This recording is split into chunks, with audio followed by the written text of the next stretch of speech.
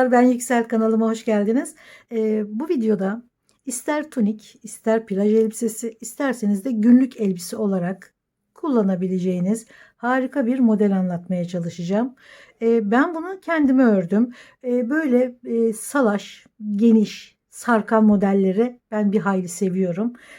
Böyle bir kıyafette epeydir istiyordum. Model de çok iyi düştü. İstediğim gibi oldu.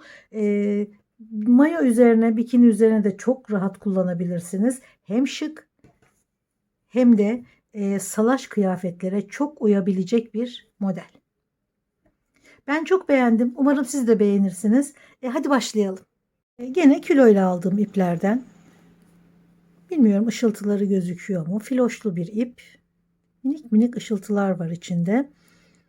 Şerit halinde. Piyasada bunun muadili bir sürü ipler var. Bir sürü markanın çeşitli ipleri var. Yumak halinde merserize ipler satılıyor. Onlar çok güzel olur. Diri ip olduğu için hem de dökümlü olur. Tabii pamuklu olması, merserize olması seçeneklerin içinde olması gerekiyor. Kışlık iplerle de olur, tabii ki olur. Ama yazın pek kullanılmaz. Bu hem baharlık hem yazlık güzel bir tunik olacak. 2-2,5 milim tığla örülebilen bir ip olmasına rağmen ben 3 milim kullanıyorum. Çünkü olabildiğince dökümlü bir tunik olmasını istiyorum. Salaş dursun. Ben seviyorum öyle kıyafetleri çünkü. O yüzden de ölçüyü de fazla tutuyorum. Ön parçayı örüyoruz. Dediğim gibi bayağı geniş bir parça öreceğim. Döküm döküm duran bir tunik olsun istiyorum. 60-65 santim genişliğinde olacak bu. Sanırım 130-140 zincir sayısı yeterli.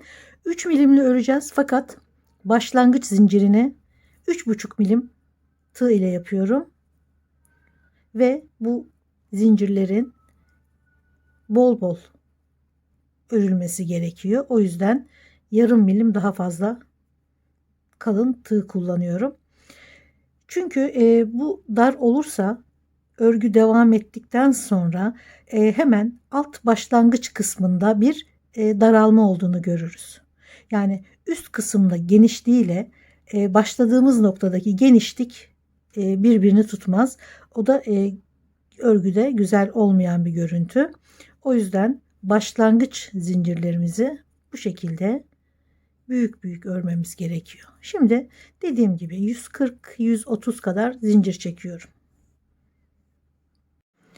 140 zincir çektim.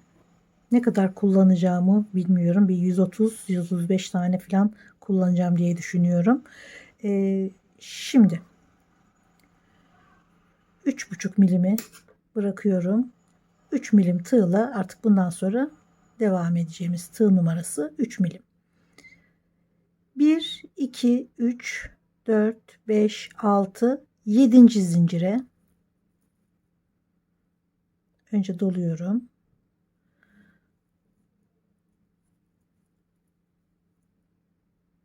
İkili trabzanlar 5 tane örüyorum.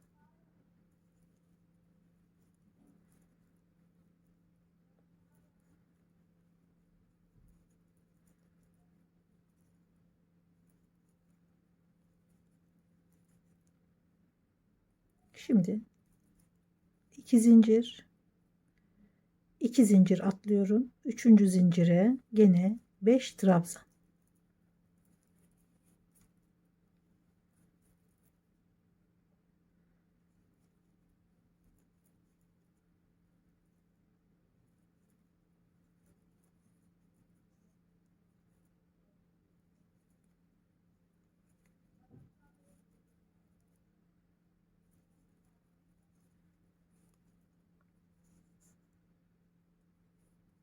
İki zincir, 1, 2, 3.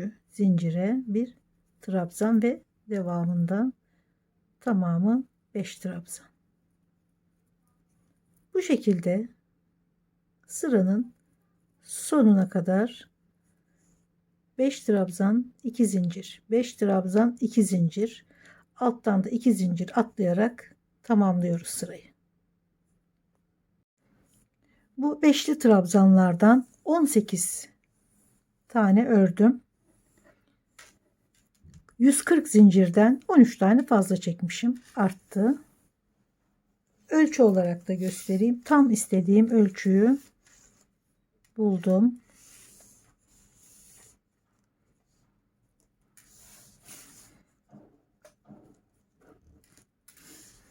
Tam 65 santim. Şimdi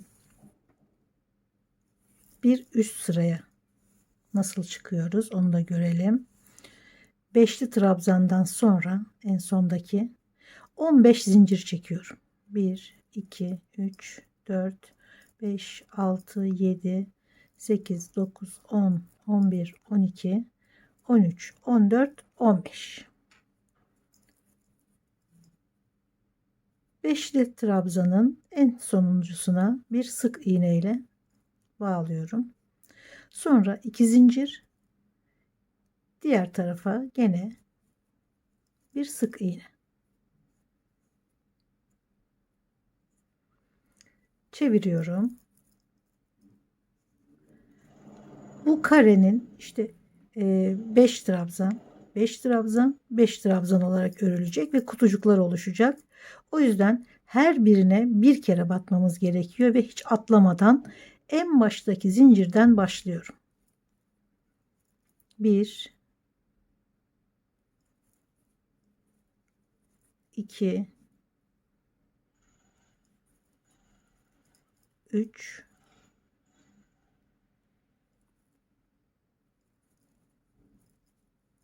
4 5. Şimdi 10 tane zincir çekiyorum. 2 3 4 5 6 7 8 9 10. Başta 15 çekmiştik. Şurası da vardı çünkü. Bir üst sıraya çıkma payı vardı. 5 zincirlik. 5 5 5. Şimdi çeviriyorum. Buradaki. Şimdi sıra böyle devam ediyor. Şuradaki aralığın hemen başına burada ördüğümüz gibi sık iğne yapıyorum.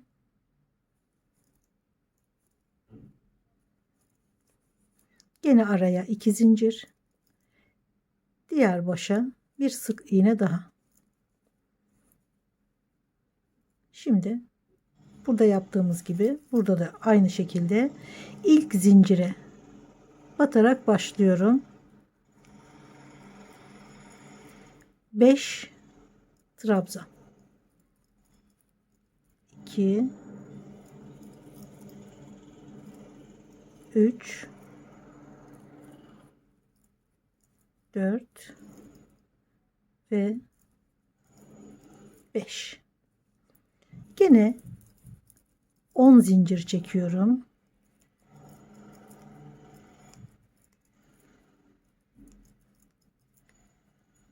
Çeviriyorum. Yine sıra böyle devam ediyor.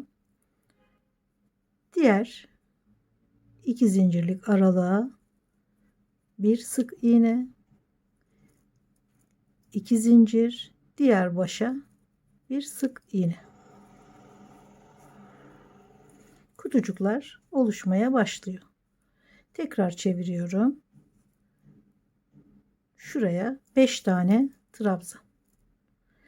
İlk sık zincirin içine batmaya özen gösterin, yoksa zincir sayısı azalıyor. O zaman da muntazam kutular olmaz.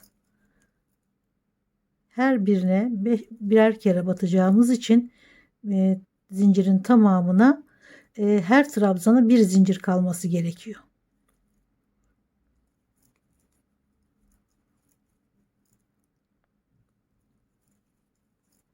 5. 1 2 3 4 5. Şimdi gene 10 zincir.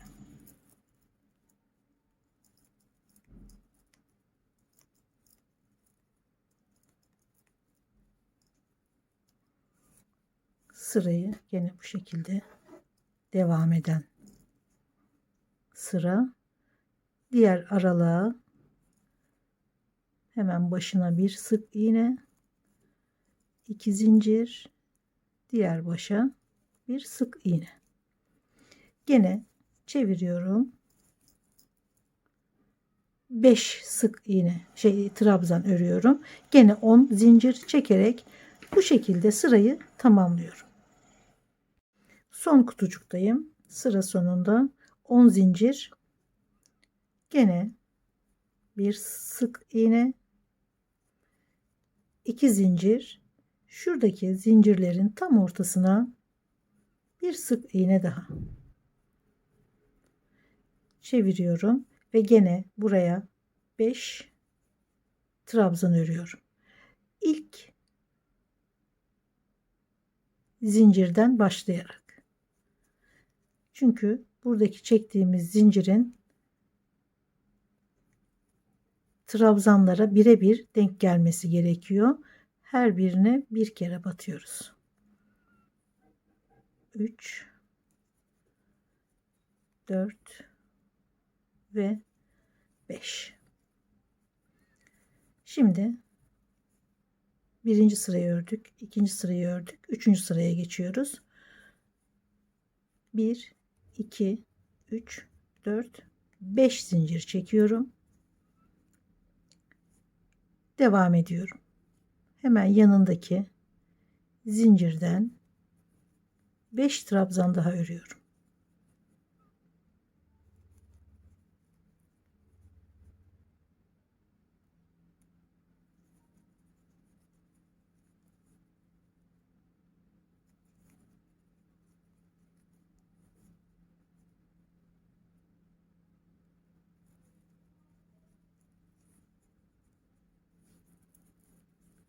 Şimdi 2 zincir,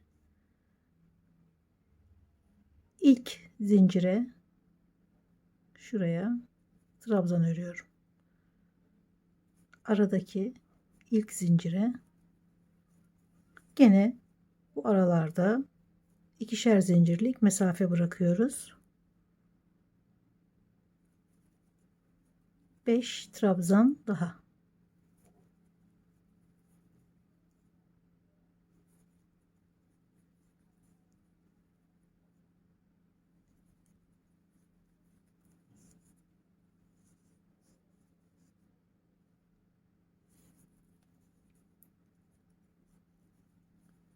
İki zincir, gene şuradaki zincirlere 5 trabzan. Yani başlarken ördüğümüz örgüyü örüyoruz. 5 trabzan, 2 zincir, 5 trabzan. Zincirlere örüyoruz sadece. Buralara 2 zincir. Model zaten 2 sıradan oluşuyor. Bir bu şekilde örüyoruz. Sonra dönüyoruz. Zincirleri çekerek kutucukları oluşturuyoruz. Onun üzerine gene bu sırayı örüyoruz. Gayet basit. İlk başlayanlar için bile öğrenmek için tığ işini ideal bir model.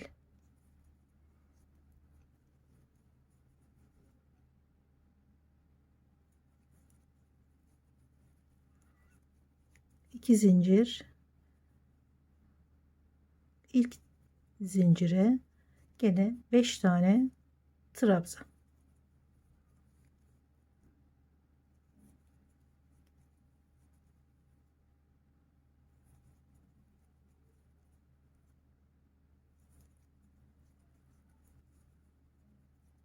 İki zincir. Bu şekilde sıranın sonuna kadar örüyoruz.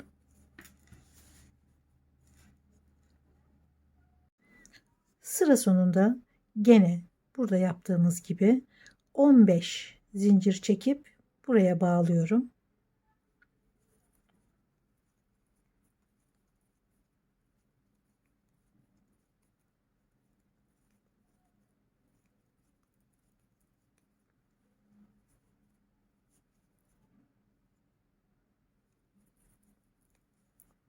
Şu şekilde.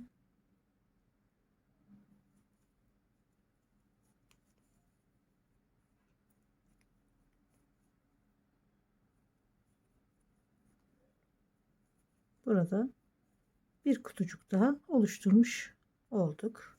Bu sırada böyle devam ediyor. Çeviriyorum. Gene 5 trabzan örüyorum.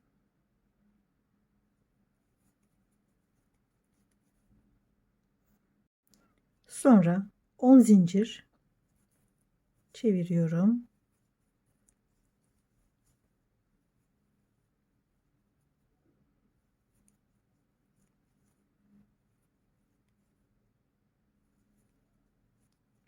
Çeviriyorum. Gene 5 trabzan ilk zincirden itibaren.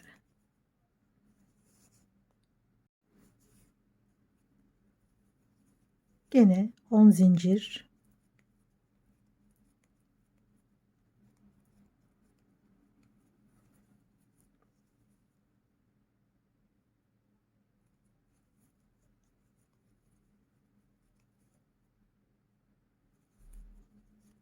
Gene çeviriyorum. Gene 5 trabzan. Sırayı bu şekilde tamamlıyoruz. Sıra sonunda son kutucuk 10 zincir,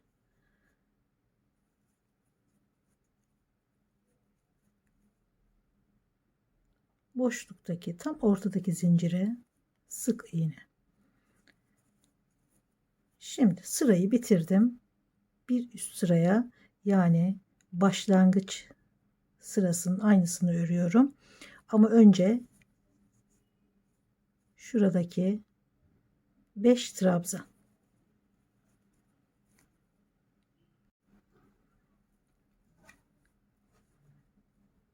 Şuradaki 5 trabzanı da ördükten sonra şu köşede yaptığımız gibi 5 zincir,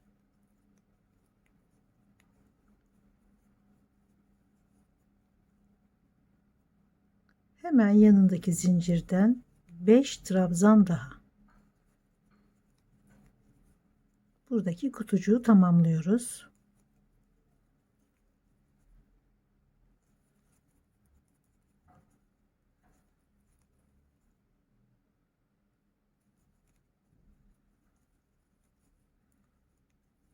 İki zincir, bu aradaki 5 zincirin üzerine 5 trabzan. Şimdi model sanıyorum anlaşıldı. Gayet basit bir model. 2 sıradan oluşuyor.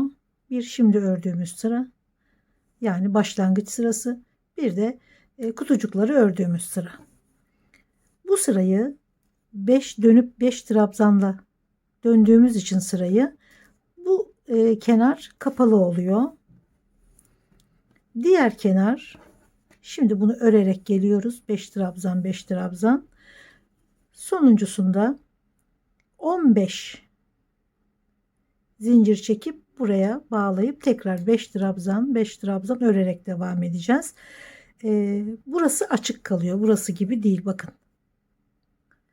Fakat bu iki parça üst üste konduğunda dolgu olan kısım bu tarafta kalıyor. Diğer parçanın boş olan kısım bu tarafta kalıyor ve dikildiği zaman birbirini tamamlıyor. Şimdi bu parçayı aynen videoda görüldüğü gibi örerek devam ediyorum. Gene 65 santim olacak tamamı, ama ondan önce yaka kesintisi yapacağım. Yakaya kadar bu şekilde örmeye devam ediyorum. Ön parçayı bitirdim. Omuzları da ördüm. Çok kolay bir model olduğu için ben şimdi tamamını bitirdikten sonra anlatayım istedim. 18 kutucuk olarak başlamıştım. 7 bir omuza, 7 bir omuza, araya 4 tane yeter diye düşünmüştüm ama küçük geldi. O yüzden bu omuzu ördükten sonra araya 4 küçük geldiği için 4 tane, 5 tane ayırdım. Tabii 5 tane ayırınca buradaki kutucuk 6'ya düştü. Tabii bir tane eksik kaldı. Hemen yan tarafa geçtim. Bu model genişletmeye, uzatmaya çok müsait. İstediğiniz kadar genişletebilirsiniz. Hemen yan tarafa geldim. Burada eksik olan bir kutucuğu hemen ördüm. Şu ipi taktığım nokta, bu da bitirdiğim nokta. Çok kolay. Burayı örmemiştim tabii daha. Şu halde duruyordu. İpi buraya bağladım. Şu kenarda göstereyim, daha iyi anlaşılır. Şuradan göstereyim. Bu örgünün yüz tarafı. Bize dönük olan düz tarafı. Hemen çevirdim örgüyü tersinden. İlk kafese değil, 5 trabzanın hemen baştakine ipi bağladım. 15 zincir çektim. 5 trabzan, 10 zincir, 5 trabzan, yani şu kutucukları oluşturduğum sırayı ördüm. Sonra döndüm. 5 trabzan, 2 zincir, 5 trabzan, 2 zincir, modelin ikinci sırasını ördüm. Sonra tekrar modeli devam ettim. 5 trabzan. Burada başlarken bir trabzan vardı. Bunu genişletirseniz eğer eksik kaldığında zaten anlarsınız. Başlarken bir trabzan vardı. 4 trabzan ve eklediğim yerde de bir trabzan vardı. 5 trabzana tamamlayıp sırayı tamamladım. Şurada da gözüküyor zaten. İpi buradan taktım. Sonra döndüm. Bu sırayı ördüm. Burada çevirdikten sonra sırayı şurada başladığım noktadaki trabzana 1, 2, 3, 4 trabzan örüp 5.'ye tamamlayıp bitirdim. Gayet kolay. Sonra üstünü 7 kutucuk olarak devam ettim ve omuzu bitirdim.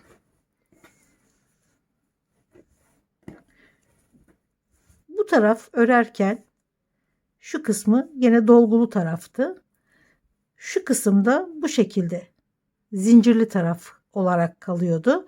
Hemen sıra bittikten sonra bu sırayı da gene 5 trabzan 2 zincir olarak şurada sırayı hemen bağladım bir alttaki sıraya ve örgü bitti. Şimdi aynı şekilde bir parça daha örüyorum. Bu da arka. Arkada sadece bir sıra, en son sırada bir oyuntu bırakacağım. Buradaki gibi 5 kutucuklu bir oyuntu bırakacağım. Bir sıra yeterli enseye. Şimdi hemen onu başlıyorum. Evet, diğer parçayı da aynı şekilde tabii 19 kutucuk olarak başladım. Zaten şimdiye kadar ördüğünüz model nasıl olduğunu, tekniğini anlamışsınızdır. Nereden dönüyoruz, nasıl tamamlıyoruz. Kolay bir model olduğu için kendini gösteriyor zaten örerken. Şimdi şurada 7 tane kutucuğu gene şuradaki omuz hizası 1, 2, 3, 4, 5 ense, gene 7 tane diğer omuz. Hemen ipi şuradan bağlayalım. Tekrar dönüyorum, örüyorum. Şunun karşılığını. Burası düz. Yani bize bakan tarafı örgünün düzü. Örüp sonra burada çevirip sonra diğer sırada sırayı tamamladım. Bunu anlatmamın sebebi örgünün hep düz tarafının bize bakıyor olması. Yani burada git gel ördüğümüz halde aradaki dönüşlerle hep örgünün düz tarafı aynı hiza. Yani hep bize bakan tarafta trabzanların hep düz tarafı kalıyor. Arka tarafta da hep ters tarafı kalıyor.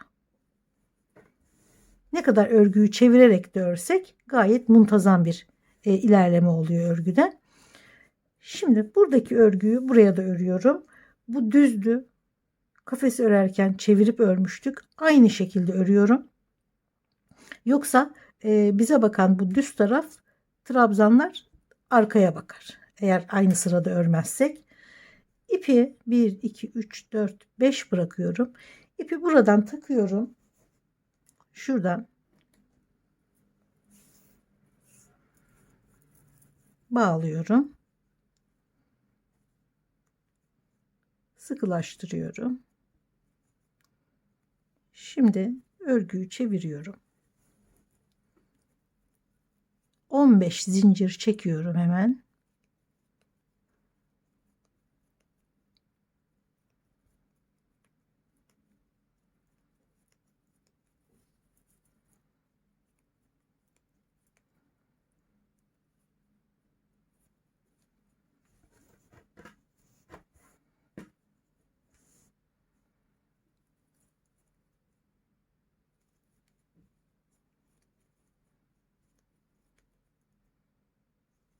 kafesleri örmeye başlıyorum.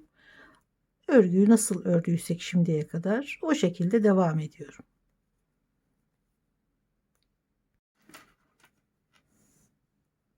On zincir, bir sık iğne, 2 zincir, köşede orta zincire batıyorum. Sonrasında çeviriyorum örgüyü ve sık iğnelerini örüyorum. 5 tane.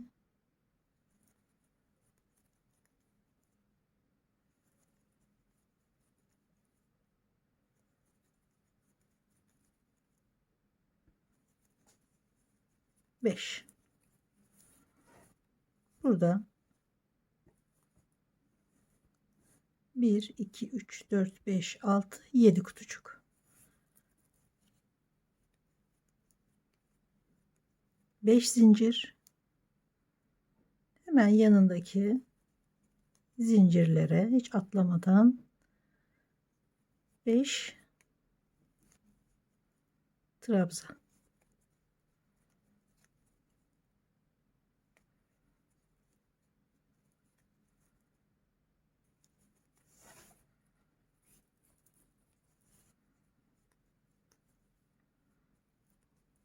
İki zincir. Gene 5 trabzan. Şimdi şurayı da örüp bitiriyorum. Gene burada dönerken yaptığım gibi 5 zincir.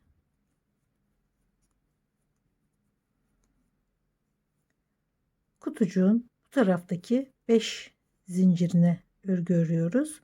Fakat 4 tane öreceğiz. Başladığımız noktada bir tane trabzan vardı zaten.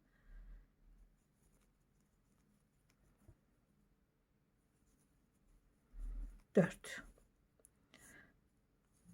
Burada şuradaki 2 zincirlik olan bu mesafeye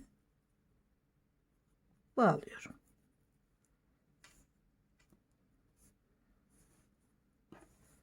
Bu şekilde bir alt sıradaki trabzanın başına bağladım ve örgüyü bu şekilde bitirdim. Bunu ters çeviriyorum. Tersini iç kısma çevirdim. Diğer parçayı da, yani ön parçayı da bu şekilde, şimdi yanları dikilecek ve kol öreceğim. Ben bunu kollu yapmak istedim. Gayet güzel oldu. Henüz ütülemediğim için biraz kaba gibi görünebilir ama aslında çok ince, çok zarif bir bluz oldu. Hafif bir ütüde yaptıktan sonra döküm döküm, gayet salaş, tam istediğim gibi bir tunik olacak. Önce şu omuz kısmını hemen dikmeye başlıyorum. Trabzanlar, zincirler birbirine bakacak şekilde tam karşılığına batarak dikiyoruz. Bir kat bir kat alıp dikelim ki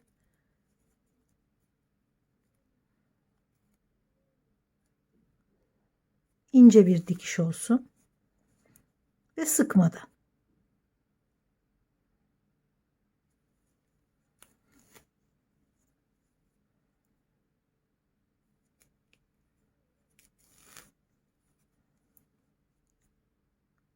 Battığımız yer karşı tarafın tam karşılığında olsun. Diktikten sonra şöyle bakınca model birbirini takip edecek şekilde gözüksün. Yani modelde kayma olur. Hoş olmaz. O yüzden buna dikkat edersek güzel bir dikiş olur.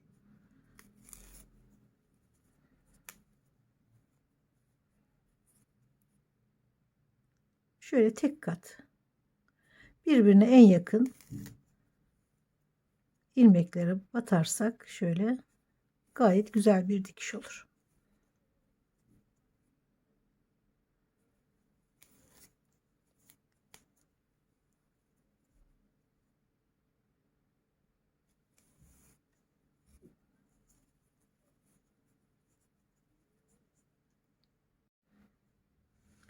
Kola başlamadan önce şu yan kısımların dikişlerinden biraz bahsedeyim. Örgüyü örerken bir taraf kutucuğun dört bir tarafı trabzanlı, bir tarafı da zincirli kalıyor. Bu örneğin gidişi bu şekilde. İki parça bir araya geldiğinde ikisi birbirini tamamlıyor. Yani zincirli kısmı, trabzanlı kısma 2 zincirlik mesafeyi de şuradaki trabzana denk getirip bu şekilde dikince örgü yani model birbirini tamamlamış oluyor. Fakat kol kısmını bir kısmında gene trabzanlar var, bir kısmında yok. Bunu şimdi ben tek parça halinde tekrar öreceğim. Yani şöyle ölçeyim hemen. Ne kadar istiyorsanız ölçüsünü. Bana 40 santim ortalama 40-42 santim kol yetiyor. Çünkü salaş bir tunik olduğu için kolunda aynı şekilde olması gerekiyor. Yani 1, 2, 3, 4, 5, 6 kutucuk bırakıyorum. Diğer kısım için de 6 kutucuk, yani 12 kutucuktan oluşan bir model başlıyorum. Parça başlıyorum. Aynı ön ve arka kısmı nasıl ördüysem aynı şekilde kol içinde 12 kutucuktan oluşan bir parça örüyorum. 12 değil 13 kutucuk olarak çalıştım. Şöyle bir tanesinde tam koltuk altında bir mesafe olsun istedim. Kolu rahatlatması için. Bir taneyi tam koltuk altına vererek 13 tane kutucuk çalıştım. Tam bileğe kadar gelmeyen, hani fakir kol dedikleri ölçüde bir kol oldu. 26 santim. Tabi bu düşük kol olduğu için bir de bunun omuza kadar olan mesafesi de var. Tabii bu size bağlı. Bileğe kadar da uzun yapabilirsiniz ya da hiç kol takmayabilirsiniz. O da güzel olur. Şimdi bu kol kısmında yanlarda aynen devam ettiği gibi bir kısmı, yani parçanın bir kısmı dört bir tarafı trabzanlı, bir kısmı da burada yanlarda dikerken de desenleri birbirinin üzerine getirerek diktik. Desen takibi oldu ve hiç ek yeri belli değil. Aynı şekilde burada da aynı çalışmayı yapacağız.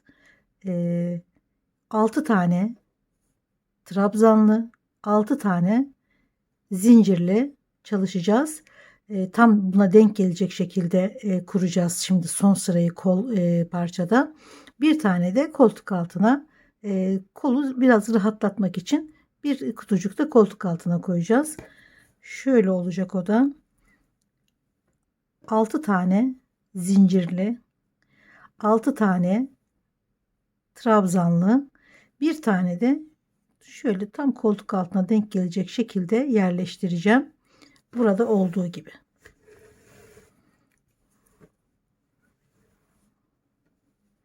Bakın desen gayet güzel takip ediyor. Ek yeri hiç belli olmuyor.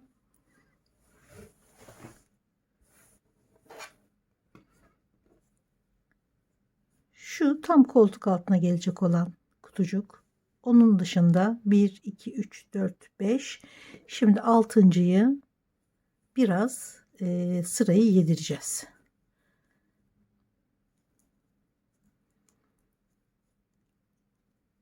İki tane trabzan, bu 1, 2, 3, 4, 5, 6 tane de zincirli bırakıyorum örmeden. Ama burada bir sıfırlama olması gerekiyor. O yüzden 2 trabzandan sonra bir tane yarım trabzan, hatta 2 tane yarım trabzan, sonuncusunu da sık iğne olarak örüyorum. Sırayı bu şekilde sıfırlıyorum.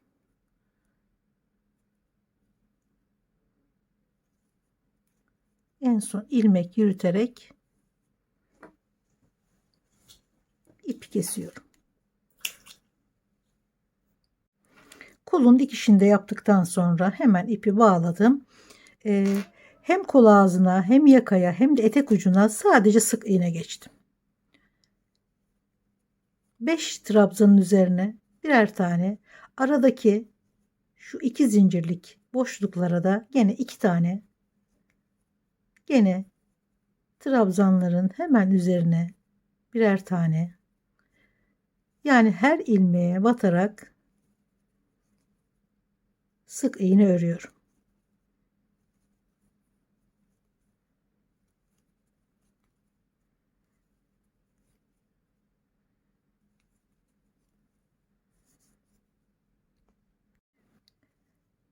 Trabzanlı zincirli kenar birbirine dikilecek ve desen takibi olacak. Yani birbirini tamamlayan desenler birbirine bakacak. Bir tane de en altta koltuk altında rahatlatması için fazladan bir kutucuk var. Örgü bitti. Tam istediğim gibi geniş, uzun, olabildiğince salaş bir tunik ördüm kendime bu sefer. 400 gram ip kullandım. Filoşlu bir ip olduğu için hafif, onun da ağırlığı oldu tabii ki. Umarım beğenmişsinizdir. Sadece günlük kıyafet olarak değil tabii ki. Yani bunu mayo, bikini üzerine de çok güzel olacağına inanıyorum. Yani plaj kıyafeti olarak da kullanabilirsiniz. Güzel bir modeli var çünkü. Müsait plaj için kullanmaya. Gene faydalı videolardan olduğuna inanıyorum. Umarım beğenmişsinizdir. Videolarımı beğeniyorsanız ve bundan sonrakileri de izlemek isterseniz beğenmeyi ve abone olmayı lütfen unutmayın. Görüşmek üzere. Hoşça kalın.